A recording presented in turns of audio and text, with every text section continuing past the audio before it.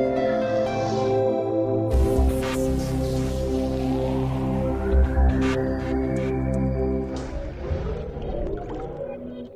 are here today as part of the 29th Annual Convention and National Seminar of Institution of Engineers. The theme of today's convention and seminar is Emerging Trends in Electronics and Telecommunication, which is a very valid and apt topic, not only what is happening for our country, but globally also. So also, Institution of Engineers is celebrating 75 years of its existence and contribution. So it's a very important event on an important day. Now the relevance of my talk here was to give the trends in communication, opportunities and challenges, not only for us as people in Andhra or in India, but globally also.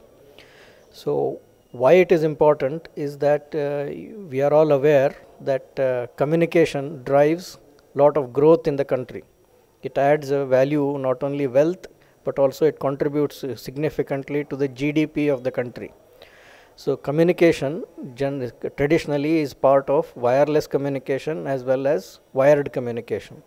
Today the trend is into broadband communication because consumers are not just people but also Internet of Things. So all things are also networked. So the relevance of the topic naturally is to see how to exploit and use technology so that more wealth is created in the field of communication, thereby enhancing the quality of lives of everybody.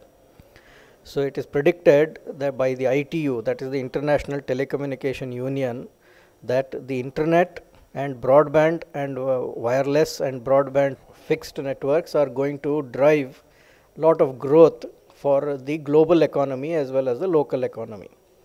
Similarly, India as a country, we have taken cognizance of the fact that electronics and telecommunication need to grow together. So the government in the last year has introduced three major policies: policy on electronics, policy on communication, that is telecom, and policy on manufacturing. So these three are very important policies by which we can actually regulate and put into place manufacturing hubs in the country so that we become an important contributor to the development in electronics, not just consumers of electronics as we are today. So this was the topic of my talk. Tremendous potential if everything is planned and implemented properly.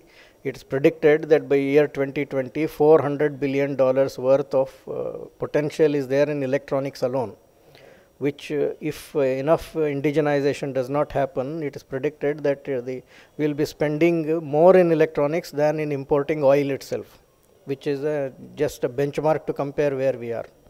So it is important that a lot of indigenization should happen in electronics as well as in communication.